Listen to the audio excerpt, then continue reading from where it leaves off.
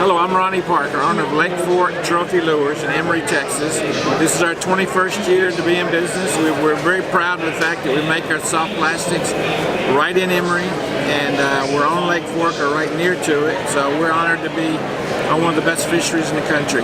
Today I want to talk about one of the hottest lures for the last 10 or 12 years, and that's the bladed jig. And everybody calls them chatterbaits, but there's a brand out there where a gentleman from South Carolina started making them years ago. He's since sold out, but the chatterbait brand still exists, but there are a lot of bladed jig brands.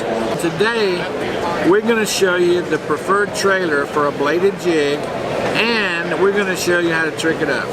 We're going to trim the skirt and show you some things that I think are fairly unique.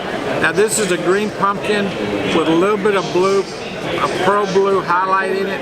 It's a preferred color around the country this time of year, for that matter year round. It mimics a shad color very well, or a baitfish color very well.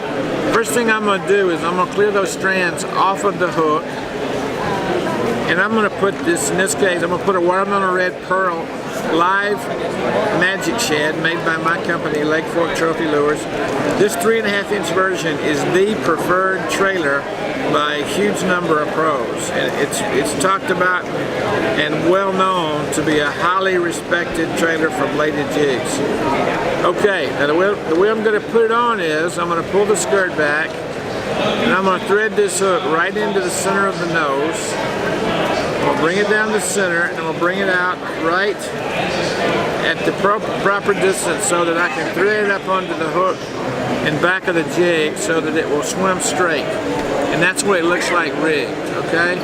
That's really a good trailer. Now, the two things you have to do to make sure that this swim bait, this bladed jig if you will, swims properly is we're going to do this to it. We're going to take our scissors and we're going to trim that skirt to the beginning of that first slot. I'm just going to shorten that skirt about 1 inch in this case. It's just beyond the beginning of the hook. And I'm going to tell you why in a minute and show you why visually so you will see. Okay, that's pretty much got it trimmed. Alright, if you can see now, the swim bait is free to swim comfortably without the skirt strands either covering or inhibiting the swim. The second thing we're going to do is we're going to hang the blade downward and hang the bait upside down, and we're going to clip those skirt strands to the bottom of that blade. And here's why we do that, and that's extremely important to do. You will see now, after having trimmed the strands that are near the front of the jig, what have they done? They've flared out, they've opened up. And when you were to tick that jig, as you're swimming it, that bladed jig, you see what's going to happen. Those front skirt strands are going to pulsate and breathe as if they were a gill plate. So about every 5th or 6th turn of your reel handle, I like to see you tick that rod tip about 2 inches and give it that pulsating action, because oftentimes a bass will come flying up to a bladed jig not being sure if it's real or not. If it pulsates, they're going to hit it most of the time. So again, that's a bladed jig with the live magic shad made by us, Lake Fork Trophy Lures. That's the 3.5 inch version.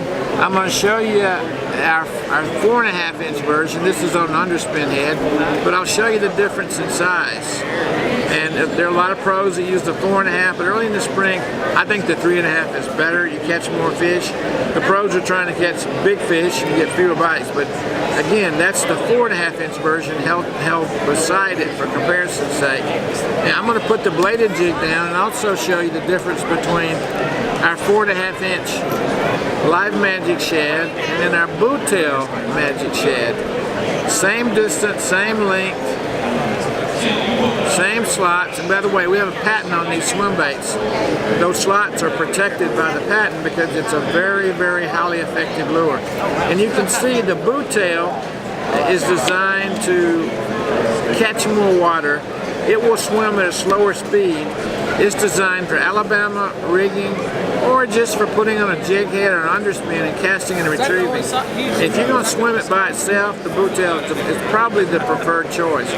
If you're going to swim it as a trailer behind a bladed jig or something else, then I like the flat tail better. So that gives you a good idea of what these lures are all about. We're very proud of these trailers. They are a really, I think they're the preferred choice of most of the pros for a bladed jig. So thanks for watching today.